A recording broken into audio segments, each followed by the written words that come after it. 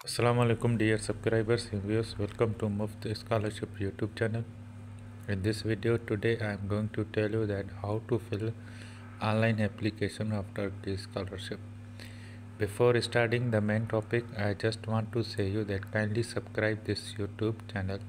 So let's start now. First of all, please note the official website of this scholarship, which is already available in description of this video. You need to register before initiating an application. यानी आपको सबसे पहले registration करना है. Signing up is free of charge and will take approximately 2 minutes. Signing up only once will be sufficient. इसका मतलब ये है कि आप ऑनलाइन एप्लीकेशन फॉर्म फिल करेंगे तो उसकी कोई भी फ़ीस नहीं है. मतलब ये कि फ्री ऑफ कास्ट है. The accuracy of the information you provide in your application is crucial in order to be considered for the scholarship award. इसका मतलब ये है कि आप जो भी इंफॉर्मेशन प्रोवाइड करेंगे इस ऑनलाइन एप्लीकेशन में वही आपकी फ़ाइनल डाटा होगी, फाइनल इंफॉर्मेशन है. इंटरव्यू में सिलेक्शन के बाद जो भी आपके एडमिशन लेटर, वीज़ा फॉर्म वगैरह निकलेंगे वो सब इसी के मुताबिक होंगे. तो आप मेहरबानी करके ये जो भी नाम डिटेल्स वगैरह देंगे वो आप सही दें ताकि कल को आपको कोई परेशानी ना हो या वीज़ा फार्म में, एडमिशन लेटर में आपका नाम गलत ना हो. और एक रजिस्ट्रेशन कैसे करते हैं इसमें. अब ये है कि name, middle name, sir name. Name मतलब गिवन नेम. अब पासपोर्ट के मुताबिक जो पासपोर्ट में है कि गिवन नेम ना, उसके मुताबिक मिडिल नेम को आप छोड़ दें. पासपोर्ट के मुताबिक आप लिखें. अगर आपके पासपोर्ट में गिवन नेम है तो गिवन नेम की जगह गिवन नेम यहाँ पे आप लिखें. अगर पासपोर्ट में गिवन नेम नहीं है तो आप ना लिखें, सिर्फ सर नेम लिखें. अगर आपके दो नाम हैं जैसे कि अली अहमद है, दोनों नाम गिवन में है, सर नेम खाली है तो दोनों आप गिवन में ही लिख दें. मैं यहाँ पे अपने चैनल का नाम लिख रहा हूँ जैसे कि मुफ्त स्कॉलरशिप है. मुफ्त मीन्स फ्री स्कॉलरशिप. ये जो मुफ्त स्कॉलरशिप है तो मुफ्त अलग नाम है, गिवन नेम में लिख रहा हूँ और सर नेम.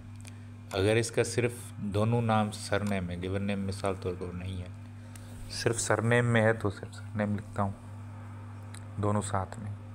तो आपका जैसे ही पासपोर्ट में नाम है वैसे ही आप लिखें.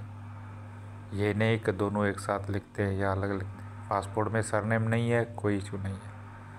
अगर पासपोर्ट में सरनेम नहीं है कोई मसला नहीं है, सिर्फ गिवन नेम है, सिर्फ गिवन नेम लिखें. सही. और ये चीज़ यहाँ पे मैंडेटरी नहीं है. अगर आप एन लिखेंगे जैसे नॉट एप्लीकेबल है या नॉट अवेलेबल है वो लिखेंगे तो वो सही नहीं है. उसके बाद है जेंडर, मेल फीमेल जो भी है. डेट ऑफ बर्थ आप लिखें, अपना एक्यूरेट डेट ऑफ बर्थ जो आपके NIC कार्ड में है या जो आपके पासपोर्ट में है वो डेट ऑफ बर्थ. फिर यहाँ पे कंट्री चूज़ करें, कंट्री पाकिस्तान.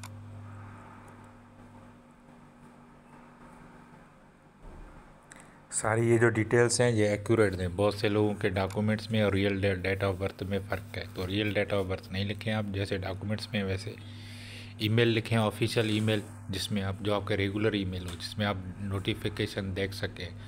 कल कोई सिलेक्शन के बाद, इंटरव्यू के बाद, सिलेक्शन वगैरह ये सारी जो प्रोसेस है, कोई डॉक्यूमेंट मिसिंग है, मेल वगैरह कुछ भी करते हैं तो आप वो देख सकें. रेगुलर ईमेल यहाँ पे लगाएं. ये चीज़ें आपके बिल्कुल ख्याल रखें. जीमेल में हो, आउटलुक में हो, हॉटमेल में हो, याहू में हो, किसी में भी हो, मगर आपको अपनी रेगुलर ईमेल दें जिसमें आप नोटिफिकेशन रिसीव कर सकें, देख सकें, पढ़ सकें. तो अपनी रेगुलर ईमेल दें. फिर आपको लिखना है पासवर्ड. पासवर्ड में कम से कम 8 कैरेक्टर्स हों. उसमें कैपिटल लेटर्स भी हों, स्मॉल लेटर्स भी हों और सिंबल्स यानी @ है, हैश है, स्टार है, इस तरह के सिंबल्स हों. तो ये दोनों पासवर्ड जो है वो लिखते हैं. अब सीक्रेट क्वेश्चन क्या है.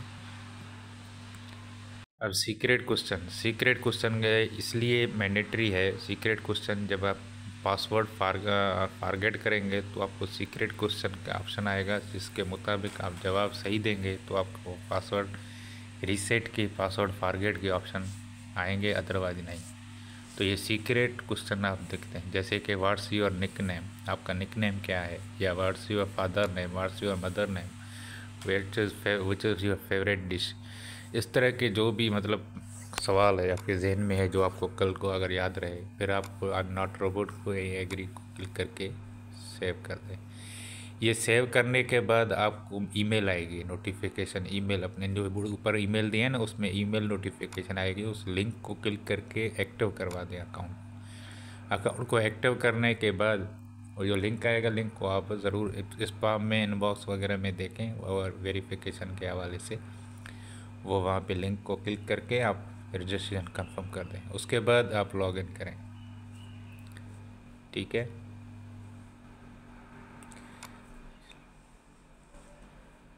लॉगिन करने के बाद ये कुछ डाटा मैंने पहले से ही फिल किए हुए हैं। जहाँ पे रेड की निशान है मतलब वो वाला पार्ट इनकम्प्लीट है। जहाँ पे ये 2 लाइन दिए हुए हैं मतलब वो वाला पार्ट कंप्लीट है। यहाँ पे येलो दिए हुए हैं मतलब ये वाले पार्ट नॉन मैंडेटरी है, मैंडेटरी नहीं है, लाजमी नहीं है। अगर है तो बेहतर है। अब ये सबसे पर्सनल वाले इन्फॉर्मेशन में सबसे पहले डिटेल्स दिए हुए हैं, नाम वगैरह, डेट ऑफ बर्थ जो भी दिए वो। मगर बात यह है कि यहाँ पे मैंने फ़ोटो अपलोड नहीं किया, इसलिए ऊपर रेड आ गया है, प्रोफाइल फ़ोटो अपलोड नहीं किया। ये नाम, ये डिटेल्स, ये पासपोर्ट नंबर, और पासपोर्ट अपलोड करना है वो, पासपोर्ट वगैरह ये सब कुछ, और रिलीजियस इस्लाम, एथेंटिसिटी कहाँ से है, इंडिया पाकिस्तान से, डिसेबिलिटी है नहीं है, ये सारे प्रोफाइल फ़ोटो अपलोड नहीं किया। इसकी वजह से ये मतलब ये वाला पार्ट इनकम्प्लीट है। अब मैं अपने पेज से फ़ोटो डाउनलोड करके फिर यहाँ पे अपलोड कर दूँगा। मैं देख ले कैसे कर रहा हूँ मैं अपलोड।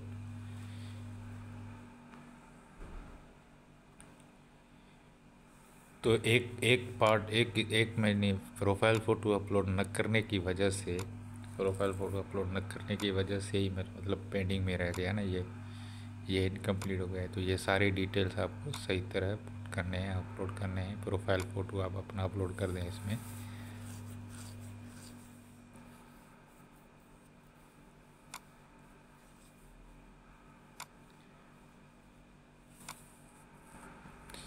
ये वाला पार्ट भी हो गया कंप्लीट, ब्लू लाइन आ गई, ठीक है। अब इसको सेव कर दें। सेव करने के बाद आए नेक्स्ट पार्ट में।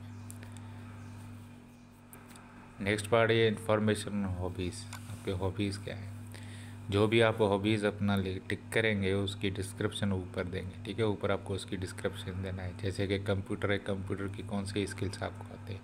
कुकिंग है तो क्या क्या कुकिंग में क्या क्या आप बना सकते हैं, या ऑटोमेशन है, या जो भी है, इंटेलिजेंस ही है, जो भी है आपके, ट्रैवल है, साइंस टेक्नोलॉजी के मतलब जिस चीज़ के स्पोर्ट्स है तो कौन सी स्पोर्ट्स आपको खेल सकते हैं, आते हैं, तो नीचे वो टिक करने हैं, ऊपर उसकी डिस्क्रिप्शन देनी है, सही है।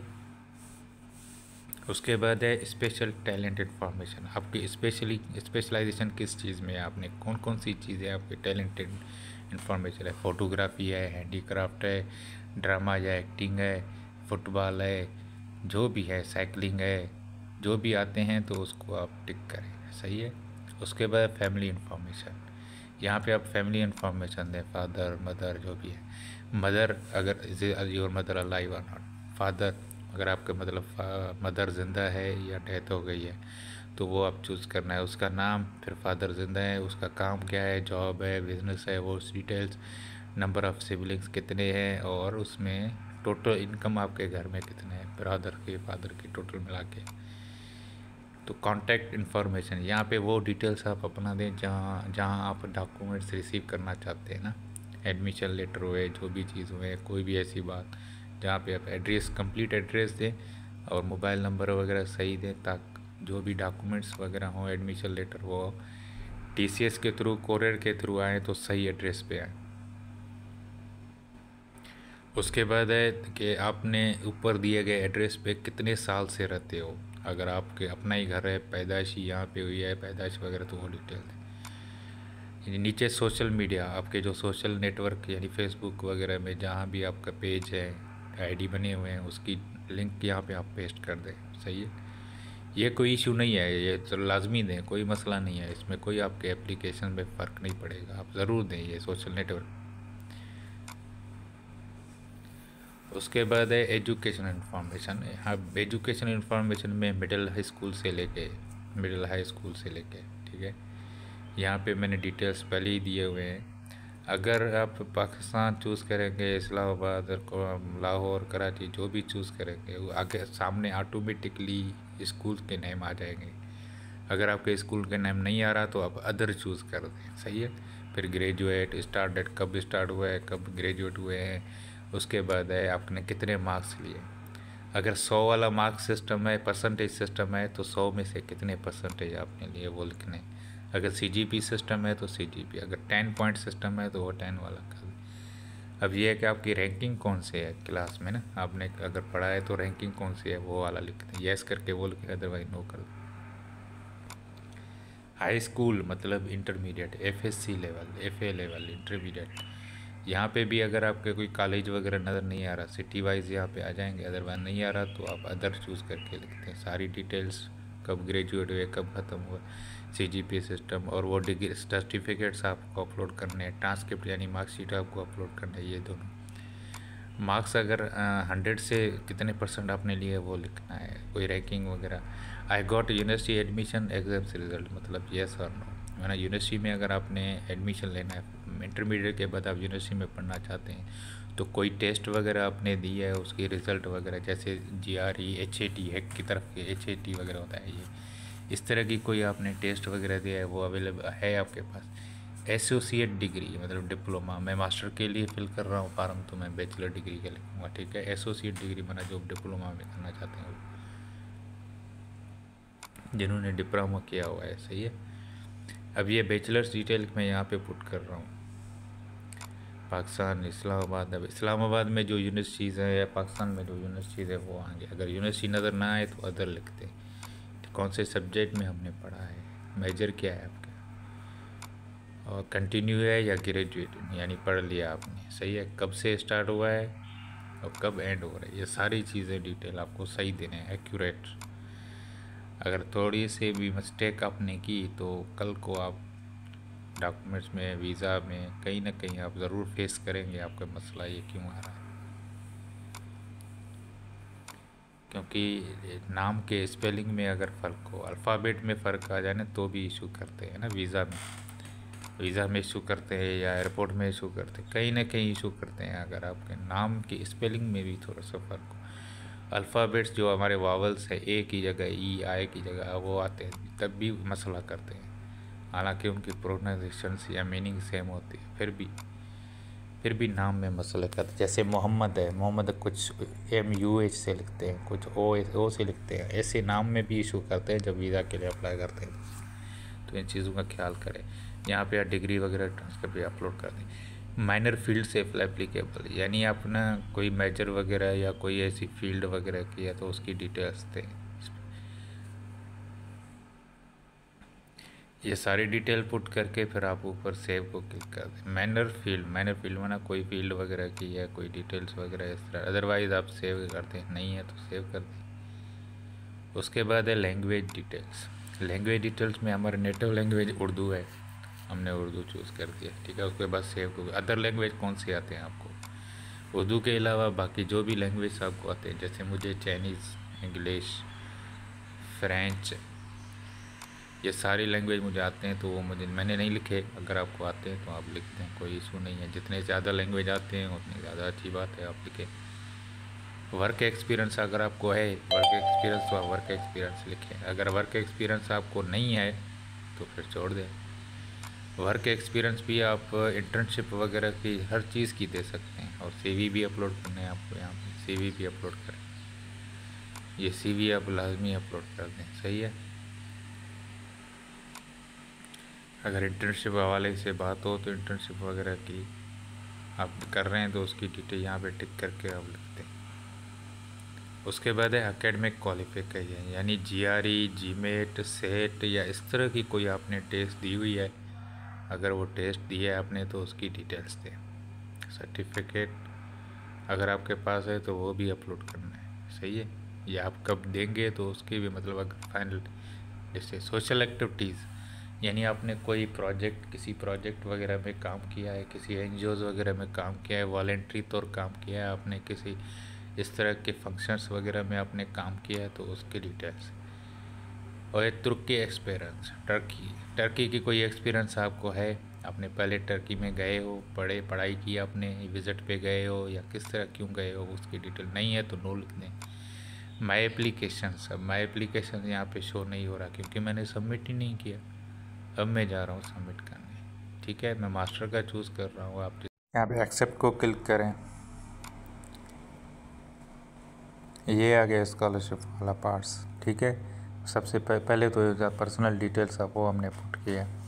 अब एप्लीकेशन की कंडीशंस क्या है कि डेट ऑफ बर्थ 1 जनवरी 1995 हो, उससे अगर पहले की जिसकी डेट ऑफ बर्थ है तो वो एलिजिबल नहीं है, इसके बाद वाले हो। और उसके बाद जो भी आप फाइल अपलोड कर रहे हैं, डिग्री है, पासपोर्ट है, जो भी है, वो जेपीजी में हो या पीडीएफ में 5 MB से ज़्यादा ना हो। रिक्वायर्ड डॉक्यूमेंट डिप्लोमा और स्टूडेंट सर्टिफिकेट, यानी आपके पास डिग्री हो या पास सर्टिफिकेट या होप सर्टिफिकेट, ट्रांसक्रिप्ट हो आपके पास, आइडेंटिफिकेशन डॉक्यूमेंट्स यानी identity card, passport, driver licence, birth certificate, जो भी है वो। अदरवाइज़ ये रिकमेंड करते हैं कि पासपोर्ट होना हो तो बेहतर है, क्योंकि आपके admission letter, visa form passport के मुताबिक है। फ़ोटोग्राफ से कम 6 महीने पुरानी हो। ऑप्शनल डॉक्यूमेंट्स, एग्जामिनेशन रिजल्ट्स यानी GRE जैसे GMAT की, language proficiency certificate, employment certificate, reference letter, certificates and certificates of achievement. तो ये सारे GRE, सेट, आइलेट्स, टोफेल, इस तरह। उसके बाद ये नीचे आप पढ़ें जो भी नेशनल दिए हुए हैं उस हिसाब से, एजुकेशन लेवल वगैरह जो भी ये बोल रहे हैं उस हिसाब से आप पढ़ें। सही है। देन आप टिक करके इसको, इस पार्ट को आप सेव कर सकते हैं। जब आप लास्ट पेज को आओगे तो आपके सारे डॉक्यूमेंट्स स्कॉलरशिप के वो रिव्यू कर सकते हैं, समरी देंगे आपको। प्रेफरेंसेस यानी आपको प्रेफरेंस देना है। यहाँ पे आपको यूनिवर्सिटी चूज़ करने हैं, 12 universities. You can choose 12 universities and departments at most. You should consider that choosing professions varying in terms of city and university will increase your chances. 12 university choose करें और हर मुख्तलिफ यूनिवर्सिटी से मुख्तलिफ subject के related choose करें। अगर आप computer के स्टूडेंट हैं तो आप मुख्तलिफ कंप्यूटर के जो मेजर्स हैं उसके रिलेटेड आप चूज़ करें। सही, क्योंकि उसमें आपको सिलेक्शन की चांसेस ज़्यादा होंगे। अगर मुख्तलिफ सिटी के यूनिवर्सिटीज़ को चूज़ करो, ताकि एक सिटी के यूनिवर्सिटीज़ में ना हो उसकी टर्म कंडीशन टाइट हो तो दूसरी में आपकी सिलेक्शन हो जाए। कम मिनिमम आपको मैक्सिमम 12 यूनिवर्सिटीज़ चूज़ कर, 12 यूनिवर्सिटीज़ मैक्सिमम आपको चूज़ करने। ये सारे टिक करो, ये मेजर लिखे हुए हैं। अब ये है कि मेजर, जिस मेजर को टिक करोगे उसके रिलेटेड यूनिवर्सिटी आ जाएंगे। तो ये सारे टिक करने के बाद नीचे सेव का ऑप्शन दिया हुआ है, वहाँ पे आप सेव कर दें। सही है। 12 यूनिवर्सिटी चूज़ करने के बाद आपको क्या करना है कि सेव वाला बटन नीचे जो दिया हुआ है उसको दबाना है। सेव वाले बटन को दबा के फिर जो नेक्स्ट है उस पार्ट में चले जाना। अब नेक्स्ट है लेटर ऑफ इंटेंट, सबसे इम्पोर्टेंट, सबसे मैंडेटरी, सबसे ज़्यादा एप्लीकेशन पे असरअंदाज होने वाले पार्ट। लेटर ऑफ इंटेंट मतलब जैसे हम स्टडी प्लान, रिसर्च प्रपोजल बनाते हैं, ये भी इस तरह है। मोटिवेशन लेटर बनाते हैं, ये भी इस तरह है। यहाँ पे कुछ क्वेश्चन दिए हुए हैं, उस क्वेश्चन को आप लाजमी और सही तरह एक्यूरेट अपने आइडियाज़ के मुताबिक रिस्पॉन्स करना है। जैसे कि आप टर्की में क्यों अप्लाई कर रहे हैं, इस सब्जेक्ट में क्यों अप्लाई कर रहे हैं, इस यूनिवर्सिटी में क्यों अप्लाई कर रहे हैं, इस फील्ड में क्यों पढ़ना चाहते हैं, इस स्कॉलरशिप के लिए क्यों अप्लाई कर रहे हैं। और ये बात भी है कि अब ये कि अगर टर्की में स्कॉलरशिप आपको मिल जाए, आपने पढ़ाई भी कर ली, अब वापस आके अपने कंट्री में आके आपको अपने कंट्री के लिए क्या करना है, क्या फ़ायदे हैं आपको, क्या दे सकते हो अपनी कंट्री को। तो ये सारी डिटेल्स लेटर ऑफ इंटेंट में इस ऊपर क्वेश्चंस दिए हुए हैं, उस क्वेश्चन के मुताबिक आपको लिखना है। और दूसरी बात यह है कि यहाँ पे आपको एक्सपेरिमेंट या जो भी रिसर्च के मुताबिक आप मेथड यूज़ करोगे उस मेथड की भी डिटेल आपको लिखनी है। सही है। और इसमें ये भी लिखते हैं कि अगर आप किस मेजर आप अभी कोई भी चूज़ करें, कोई भी सब्जेक्ट चूज़ करें, कोई भी रिसर्च का टॉपिक चूज़ करें, मगर टर्की में पहुँचने के बाद वो आपके लिए चेंज भी हो सकता है, ऑप्शनल है, आप चेंज भी कर सकते हैं। यहाँ पे ये जस्ट मतलब फॉर्मेलिटी है सिलेक्शन के लिए कि आपकी सिलेक्शन हो जाए। एप्लीकेशन की एक प्रोसेस है, मगर टर्की में पहुँचने के बाद अगर प्रोफेसर वो research topic, research area change करना चाहता है तो कर सकते हैं। यूनिवर्सिटी वाले करना चाहें तो कर सकते हैं, आप भी करना चाहें तो कर सकते हैं अपने मेजर से रिलेटेड। मगर ये है कि यहाँ पे आपको डिटेल्स सही देनी है, एक्यूरेट। एक्यूरेट डिटेल दें, जैसे कि आपने क्यों इंटरेस्टेड है, सब्जेक्ट ऑफ स्टडी क्या है, क्यों है, प्रोपोज़ल कि ये प्रपोज़ल आप जो भेज रहे हैं या प्रपोज़ल आप जो कर रहे हैं ये उसके रिसर्च क्वेश्चंस, आपके जो रिसर्च क्वेश्चंस हैं वो अप टू 15 वर्ड्स यानी 15 वर्ड्स के में लिखे हुए हों। तो उसके बाद है analysis of the problem at least 75 maximum 300 words यानी कम से कम 75 और 3 मैक्सिमम ज़्यादा से ज़्यादा 300 वर्ड्स में लिखे हुए हों। तो ये क्वेश्चंस हैं लेटर ऑफ इंटेंट की, इसको आप रिस्पॉन्स करना है, जो भी क्वेश्चन पूछ रहे हैं उसके मुताबिक आपको आंसर देना है। सही है। रिसर्च मेथड्स, जो आप रिसर्च में एक्सपेरिमेंट में कौन सी मेथड चूज़ करेंगे उसके 50 वर्ड से लेके 300 वर्ड तक देना है। रिसर्च क्वेश्चंस क्या है, academic contribution of the study, academic contribution क्या है रिसर्च के वगैरह के मुताबिक। तो ये लिटरेचर रिव्यू, आपने रिसर्च के हवाले से लिटरेचर जो पढ़े हैं आपने रिव्यू किए हैं उसकी डिटेल्स, अगर कोई सब्जेक्ट या कोई डॉक्यूमेंट इस तरह कोई बात अगर क्लियर नहीं है अभी तक, ऊपर आपने सही क्लियर नहीं किया, तो वहाँ पे एडिशनल आइटम पार्ट में आप लिख सकते हैं कि ये चीज़ मुझे यह कंफ्यूज कर रही है, ये चीज़ यहाँ पे ये इशू है रिसर्च के हवाले से, एप्लीकेशन के हवाले से या किसी डॉक्यूमेंट्स के हवाले से। उसके बाद है इंटरव्यू लोकेशन, आप कहाँ कौन सी एम्बेसी में इंटरव्यू देना चाहते हैं, कौन सी सिटी में आप इंटरव्यू देना चाहते हैं, लाहौर में देना चाहते हैं, इस्लामाबाद में देना चाहते हैं या कराची में देना चाहते हैं, कौन सी सिटी आपको नियरेस्ट है जहाँ पे आप इंटरव्यू देना चाहते हैं, ये चूज़ करके आप सेव बटन को दबा दें। चूज़ वही करें जो आपको नियरेस्ट हो, आपको करीब पड़े, आसान लगे। इंटरव्यू हो गया। अब है रेफरेंसेस इंफॉर्मेशन यानी रिकमेंडेशन लेटर, रेफरेंसेस लेटर्स, आप जिससे रेफरेंस लेटर लेना चाहते हैं, जो प्रोफेसर आपको जहाँ से आपने डिग्री हासिल की है, बैचलर की, अगर आप मास्टर के लिए अप्लाई कर रहे हैं तो बैचलर वाले जो प्रोफेसर हैं उनको बोलें कि आपके लिए रिकमेंडेशन लेटर लिखें, रेफरेंसेस लेटर लिखें। अगर आप पीएचडी कर रहे हैं तो एमफिल या मास्टर वाले जो प्रोफेसर हैं उनसे लें, ये लिख के आप सेव कर दें। सही है। उसके बाद ऑप्शन है रेफरेंसेस वाला, ये डिटेल्स जो पूछ रहा है, ये ईमेल वगैरह लेटर अपलोड करना है, ये सारे, और चूज़ करना है this information belongs to my academic references. ऊपर वाला ऑप्शन चूज़ करना है, नीचे वाले नहीं। सही है। ऊपर वाला चूज़ करके लेटर वगैरह अपलोड करके फिर आप सेव कर दें इसको। ये स्कॉलरशिप प्रोग्राम्स, यहाँ पे स्कॉलरशिप रिलेटेड कुछ क्वेश्चंस हैं, जैसे कि उसके वेटेड एरिया क्या है, एवरेज क्या है, कौन सी परसेंटेज कितने में, ग्रेजुएट रिकॉर्ड एक्समिनेशंस है, जीआरई के कितने % मार्क्स हैं, इंग्लिश लैंग्वेज सर्टिफिकेट हो तो उसकी कितने % है, उसके बेस पे ये स्कॉलरशिप के बाद। यहाँ पे कुछ क्वेश्चंस आ रहे हैं कि डिक्लेरेशन वगैरह देने के हिसाब से वो यस कर दें। अगर आपकी इस स्कॉलरशिप में सिलेक्शन ना हो तो ISDB जॉइंट स्कॉलरशिप में पढ़ना चाहते हैं, येस और नो, येस नो। अगर आपके इस स्कॉलरशिप में, टर्की स्कॉलरशिप में सिलेक्शन ना हो तो आप किसी दूसरी स्कॉलरशिप में पढ़ना चाहते हैं, येस या नो, इसके बस आंसर देने हैं, येस और नो। यहाँ भी ये 3-4 स्कॉलरशिप्स हैं, अगर आपके टर्की स्कॉलरशिप में सिलेक्शन ना हो तो आप कौन सी में पढ़ना चाहते हैं, तो इस हवाले से ये 3-4 क्वेश्चंस हैं, ये टिक करके, येस नो टिक करके सेव कर। अब है समरी ऑफ एप्लीकेशन, यहाँ पे आप चूज़ करेंगे डिक्लेरेशन देके, फिर आप सबमिट कर दें।